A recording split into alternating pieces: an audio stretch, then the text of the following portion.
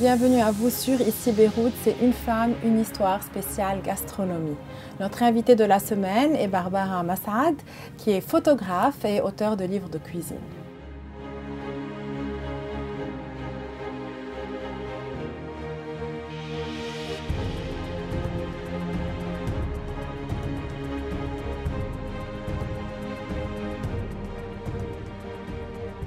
Merci d'être avec nous aujourd'hui, Barbara.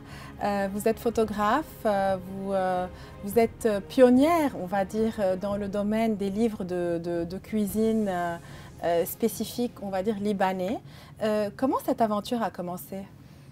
Alors, cette aventure a commencé, moi j'ai quitté le Liban, ma famille, 1980. Et nous avons vécu aux États-Unis. Mon père a décidé, lui-même photographe très connu, il a abandonné ça pour aller aux États-Unis. J'avais 15 ans, il a ouvert un restaurant qui s'appelait Kebabs and Things en Floride. Et bon, d'un jour à l'autre, il a commencé à décorer et tout. Et yalla, on va tous travailler dans le restaurant familial. Et c'est là où j'ai commencé à vraiment apprendre la cuisine libanaise, à vivre les deux côtés, la cuisine et le service. Et quand tu travailles dans un restaurant, quand ça rentre dans ton bloodstream, dans ton sang, et ça ne sort jamais. Alors c'est de là que c'est venu. Et puis c'était toujours en famille, qu'est-ce qu'on mange à midi, qu'est-ce qu'on mange le soir. C'était toujours une discussion de nourriture. Alors je suis revenue au Liban à 18 ans. Je n'ai pas fait d'études culinaires, etc. Je me suis mariée, j'ai étudié advertising, marketing, j'ai travaillé dans le domaine et tout. Et puis, je me suis mariée avec Serge. Et puis, nous avons eu notre premier enfant, Albert. Et j'ai arrêté tout. Et bon, j'ai eu 1, 2, 3, Maria et Sarah. Et quand Sarah est rentrée à l'école, ça m'a fait un choc. OK, qu'est-ce que je vais faire de ma vie? Je ne voulais pas retourner dans la pub parce que c'est trop prenant. Et puis, tu travailles des heures qui ne vont pas avec la vie familiale. Alors, j'ai pensé en moi-même, qu'est-ce qui m'intéresse le plus et qu'est-ce qui me fait vibrer, qu'est-ce qui me donne de l'adrénaline? Ah oui, c'est très facile d'être dans un restaurant et de vivre ce que j'avais vécu avec mes parents en Floride. Alors, j'ai commencé à taper, j'ai demandé à des gens, est-ce que je peux venir faire un training chez vous, etc. Et j'ai eu des réponses positives. J'ai commencé dans un resto français. Après, j'ai continué dans un resto italien, toujours à Beyrouth, mais je faisais seulement le prep, parce que je rentrais quand les enfants étaient à la maison. Mais après, je suis allée dans un resto libanais.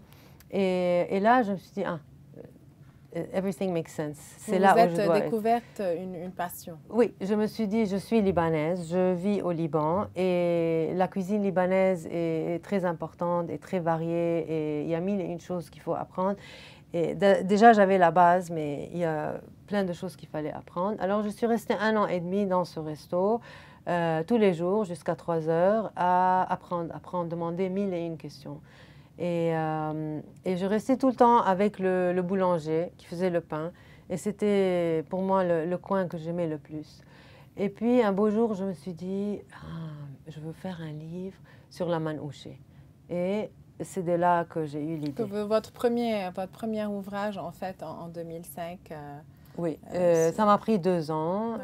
Tout le monde croyait que j'étais folle de faire un livre sur ce sujet parce que qui écrit un livre? Qu'est-ce que tu vas écrire? Plein de gens m'ont dit, qu'est-ce que tu vas écrire?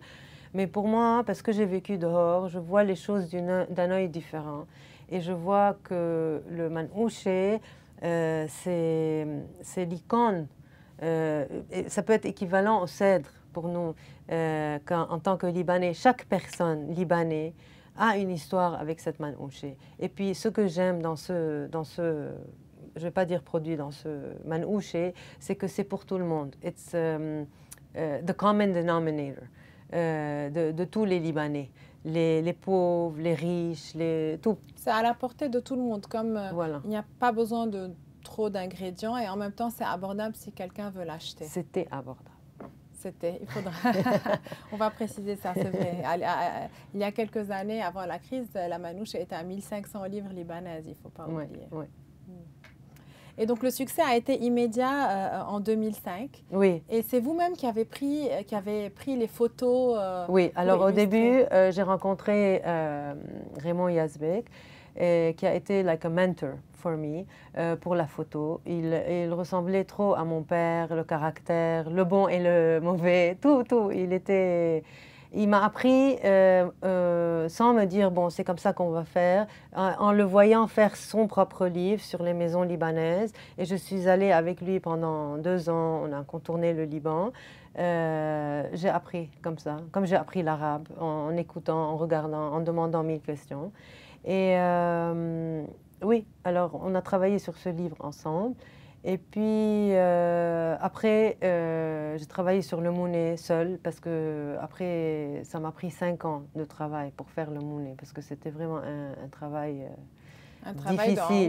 Oui, c'est plus compliqué que sur la C'est compliqué et c'est 600 pages et chaque produit est différent et il faut beaucoup d'analyse, il faut faire les recettes à la maison, il faut voir pourquoi on fait ci, comme ça et pourquoi. Est-ce que vous testez vous-même? Oui. C'est-à-dire que pour la Mounet, vous avez testé vous-même? Manouche, Mounet, tout. Ça, vous avez, par exemple, aujourd'hui, j'étais en train de faire quelque chose à la maison avant de venir chez vous, parce que je prépare aussi un nouveau livre. Alors, je teste toujours. On peut avoir le... Pas encore. We don't want to jinx it. Non, please.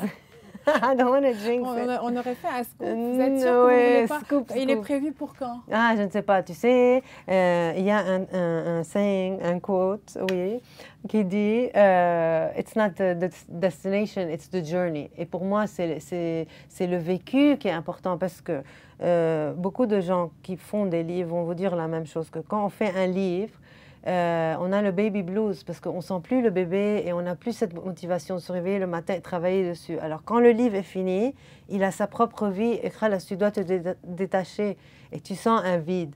Alors pour moi, c'est le vécu que je vis quand je fais le livre. D'ailleurs, maintenant, avant de parler de du livre qu'on attend tous, vous avez votre livre Forever Beirut qui a été publié en 2022. Oui, après aux États-Unis avec Interlink Publishing. Et oui. Vous pouvez nous en parler? Oui, alors, on a tous vécu le 4 août et chacun doit, à sa façon, trouver un moyen de guérir, de s'exprimer, etc. Alors, moi, c'est ce que je fais, les photos et les recettes, et je vis dans ma petite bulle, et ça, c'est la thérapie que je trouve pour moi. Alors, j'ai contacté mon publisher et je lui ai dit, je veux faire un livre pour Beyrouth, je veux m'exprimer. Are you in? Il m'a dit, I'm in. Alors, et il a confiance en moi. Et alors j'ai fait ce livre.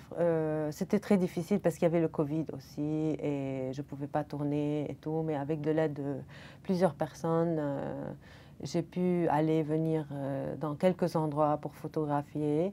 Et ce qui est drôle dans ce livre, c'est que j'ai demandé à mon publisher juste après le 4 août et puis j'ai rendu le livre en août prochain. C'était trop bizarre. J'ai envoyé Send et j'ai regardé la date. Je dis regarde la date. Oui, trop bizarre. Oui. Et donc, juste pour les personnes qui nous regardent ou qui nous écoutent, vos livres sont disponibles dans les librairies au Liban, mais aussi aux États-Unis et même en France. Vous me disiez tout à l'heure.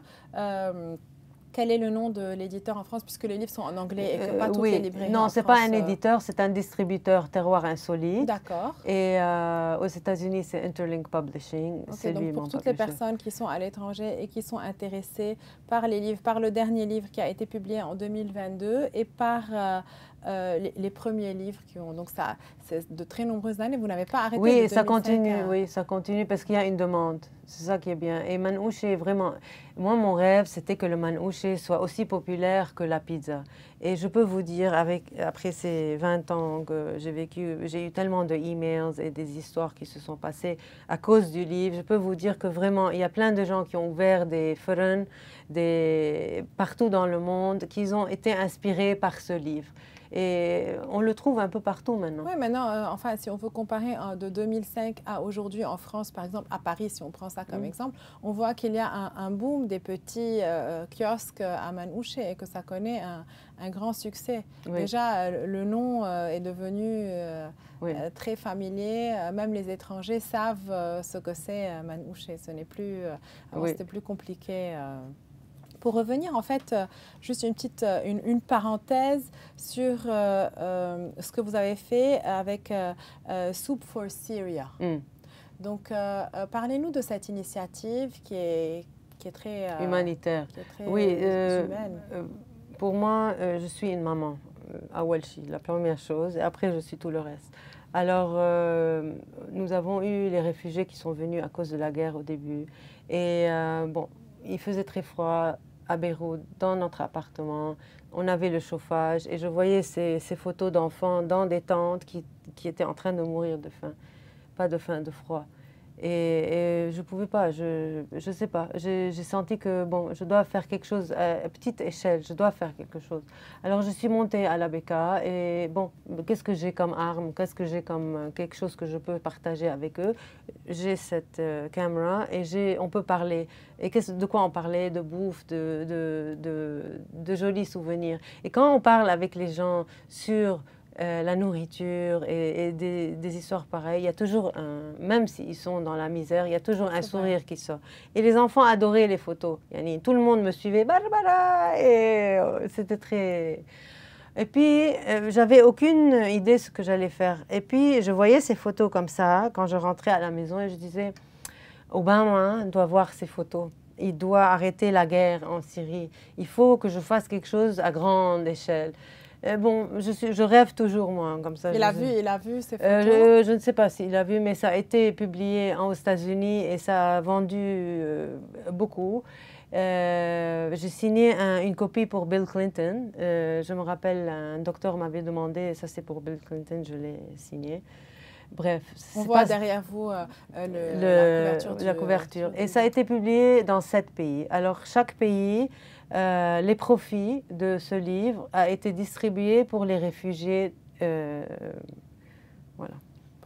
En Allemagne, ça a hyper bien vendu aussi. Vous savez qu'aujourd'hui, il faudra faire un sur le Liban aussi, vu la crise. Mais Forever Beirut, c'est ça ce que j'ai fait. Parce que aussi, les fonds, part of the proceeds de Forever Beirut vont au Food Bank. D'accord, à la Lebanese Food Bank. Tout à fait. D'accord, très bien. On a déjà fait, mon publisher a déjà fait le premier paiement. Donc ça c'est oui, tout il y a toujours autour de la nourriture, donc c'est ça ce qui est aussi très intéressant. Vous êtes très active puisque à part les photos, à part les livres, vous êtes l'une des fondatrices de Slow Food Beyrouth. Vous pouvez nous en parler? Oui. Alors Slow Food, c'est une association globale qui a commencé en Italie. Pourquoi? Parce que McDonald's est venu s'installer à Rome. Alors, un groupe d'Italiens sont devenus fous et ils ont dit non, basta, on va pas laisser cette chose se passer dans notre pays.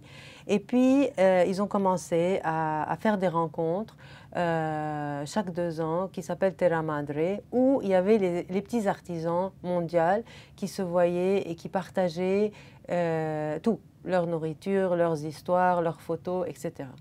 Moi, j'ai été invitée en 2006 par Kamal Mzawa, qui avait introduit Slow Food au Liban. Et puisque j'avais fait le livre Manouché, il m'a dit « Tu veux venir ?» Et je disais « Oui, super », parce que c'était juste après la guerre qu'on a eue. Alors, j'avais vraiment besoin de quelque chose qui était positif. J'arrive là-bas et je trouve mon monde.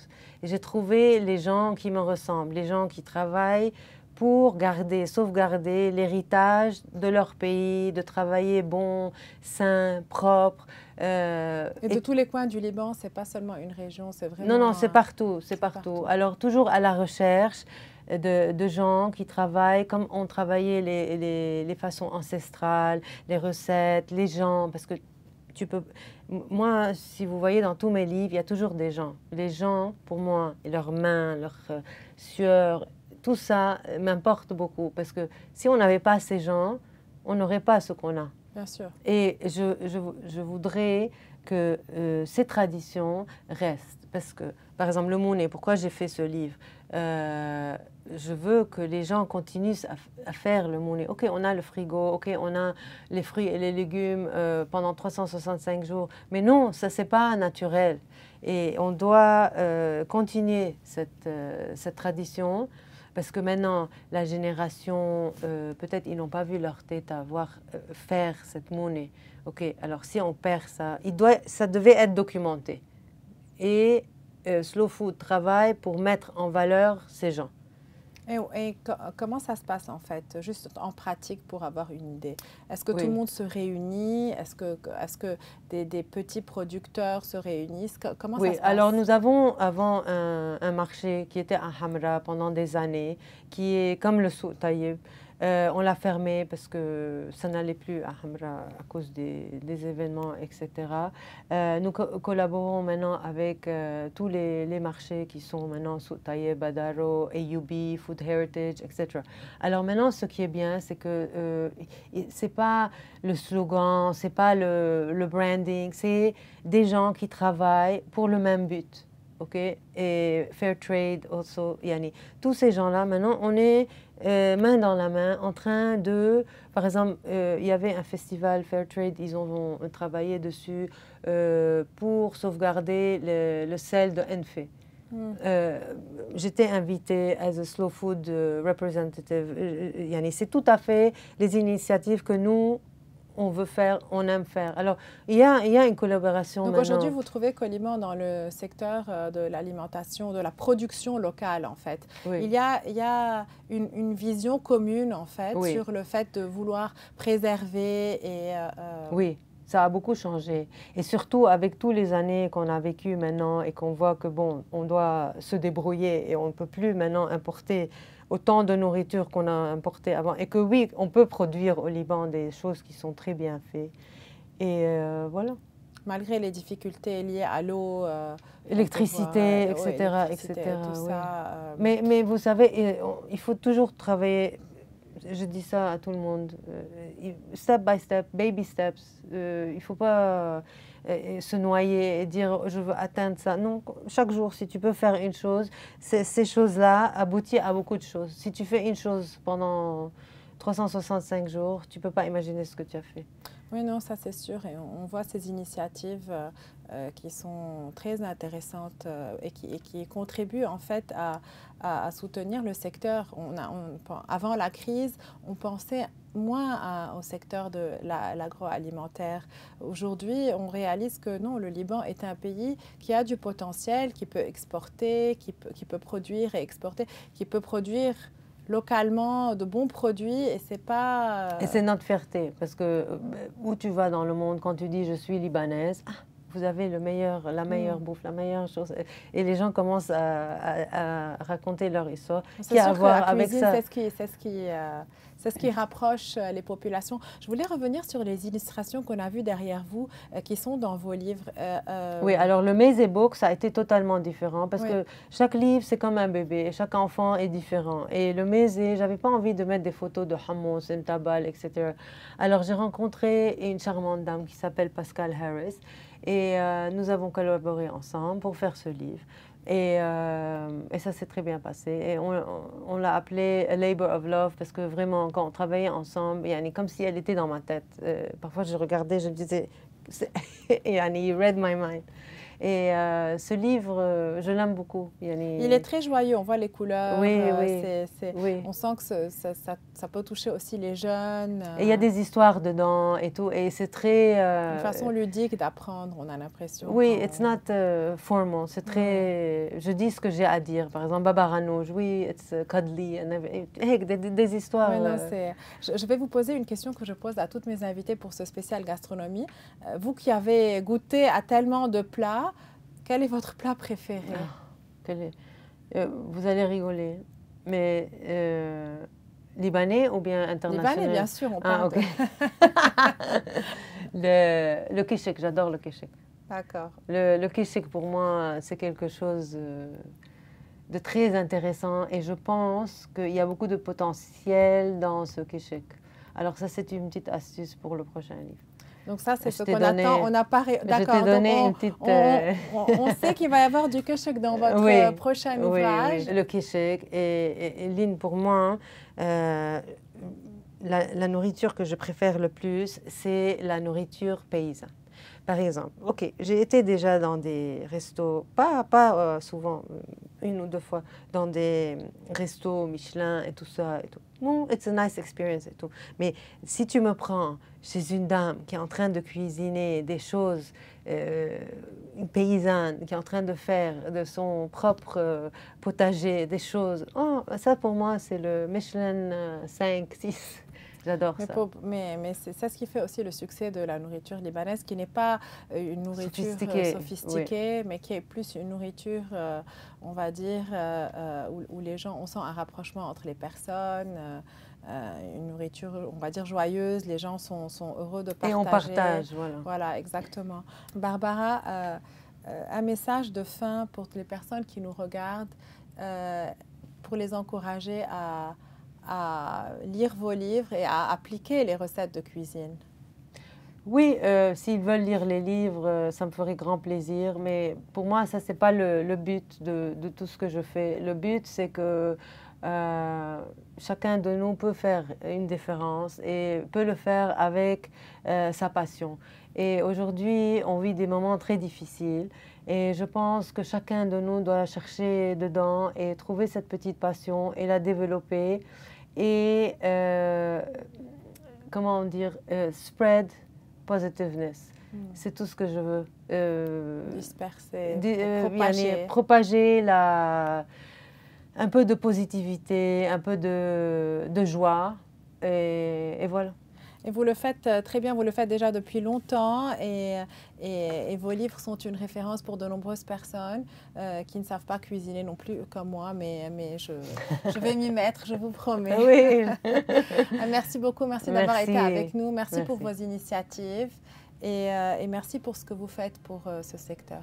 C'était Une femme, une histoire spéciale gastronomie avec notre invitée du jour, Barbara Massaad, photographe et auteure de nombreux livres de cuisine. Je vous retrouve la semaine prochaine. Dans l'attente, suivez-nous sur notre site web et nos réseaux sociaux.